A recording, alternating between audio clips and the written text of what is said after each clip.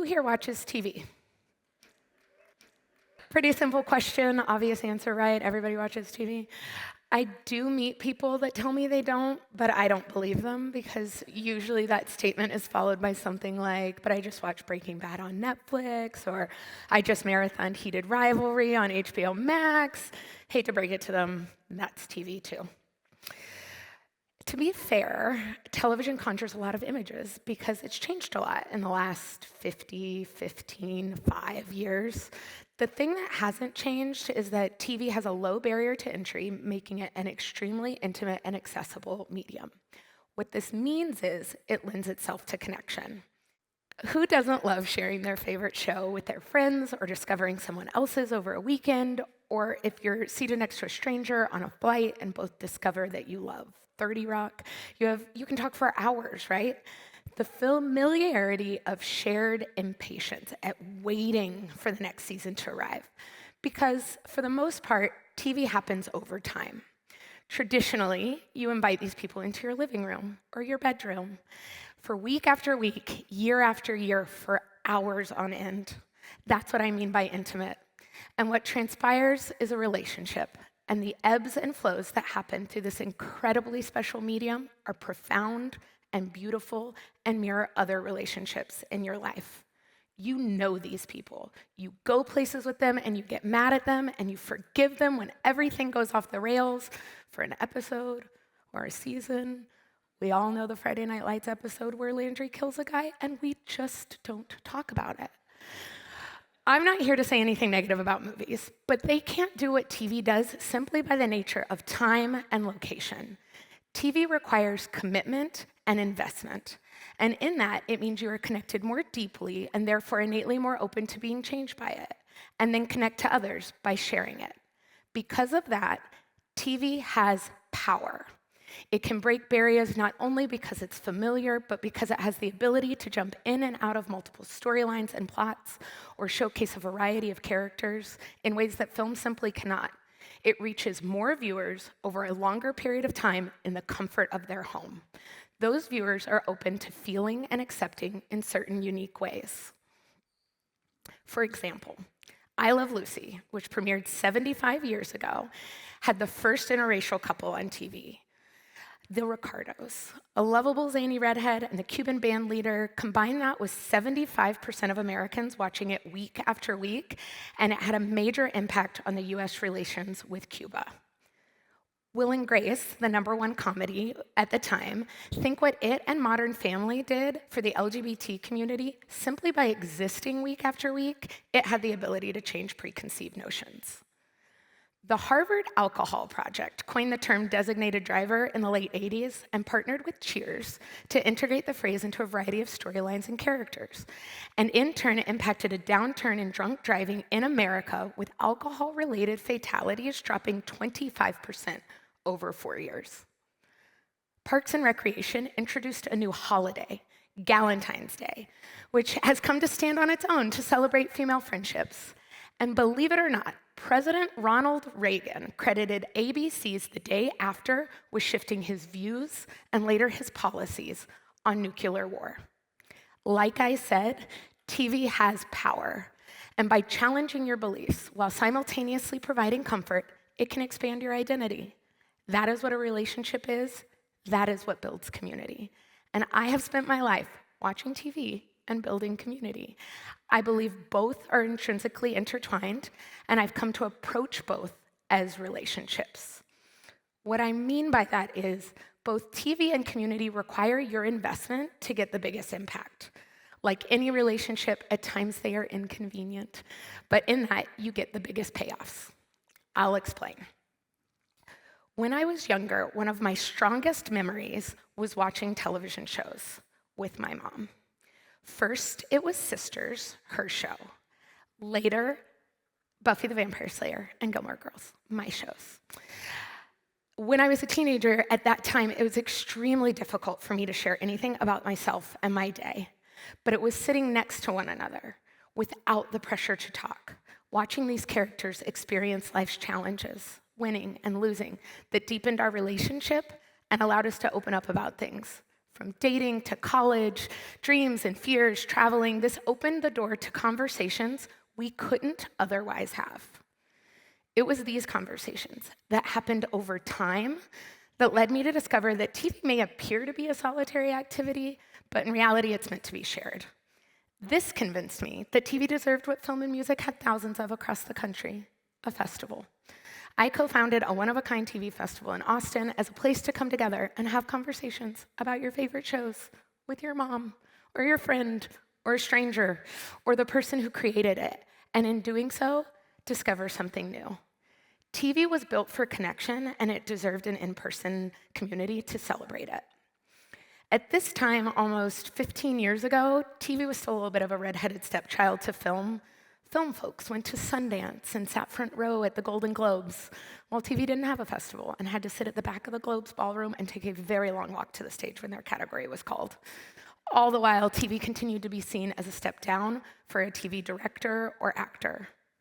But in 2016, during our 5th festival, I can distinctly remember standing on the real-life Panther football field from the show Friday Night Lights, surrounded by deeply loyal and engaged community of TV fans and industry. We had brought the field back to its former glory with the help of nearly 100 people. With that help, the magic of TV was transformed into real life. Just picture it, a field full of people who watched the show and people who made the show, all who deeply loved and were impacted by it, sharing the same space. Flying high on adrenaline from this unprecedented event, my co-founder and I headed back to the festival headquarters, where something even more unexpected appeared. As we made our way up to the bar, we were welcomed by what we would later call a TV wonderland. Pouring out were the full spectrum of the festival's TV series cast and creators intermingling. We saw an arriving Ugly Betty cast. Deeper in was the West Wing cast and creator. And starting to trickle back from the field was the Friday Night Lights family. I was surrounded by panelists, and I simultaneously felt intoxicated by their energy and immediately overwhelmed by the pressure of making sure they were all taken care of. We were their hosts, and they were our guests. But in that moment, standing at the cross-section of series, casts, writers, directors, producers, all of whom were gushing over the other one's shows, fans of one another, sharing stories of how the other had impacted them, it hit me. People who make TV also love TV. Suddenly, I was pulled into a conversation with the creator of West Wing and the showrunner of Friday Night Lights, and we found ourselves having a conversation about creating things. And it was then that I realized they may have made TV, but I had made a place for it, a place for them to see the impact, the reactions, the imprint, and the communities that they had created from afar. For the first time, they saw the other side of this community. This was the power of discovery, the payoff of investment, and what happens when we bring communities together. On one level, we were creating community for those that create community. The TV creators and cast that gave us so much, they too needed to be given a place to gather and share and be seen by one another. It was much later that I was able to see that in that moment, I had an impact on the people who had given me so much over the years. Watching from my living room, those TV stories and characters were my community long before I created a festival for them. And even when I felt disconnected, doubting, and reevaluating, they were getting something from me that they needed. Community, togetherness, recognition, love, appreciation, all the things that a relationship does. It is something that is earned over time and with investment, knowing when to give and when to take. For years, I knew the festival was a community, but I hadn't thought much of how or why. And I never thought that it was actually multiple communities layered into one another. From fans to all parts of the industry, local to Austin, coast to coast, they intersected and fed one another in their own mysterious ecosystem. Just like a family or a neighborhood is a system of relationships making up a community, so is the festival. So is television. After a long stretch of hard years in our business, full of doubt, transition, turmoil, and change, all the things that happen to all of us in all areas of our life, I had to start asking what community actually was. If you think of the word community, what do you picture? For me, I saw images of volunteering, things like community centers, community leaders, community service, donating, giving back, volunteering, all oftentimes things that are required of you, that feel sort of separate from your primary commitments and personal relationships. But how does your community become a relationship? How do you participate in it, foster it, build it, can you lose it?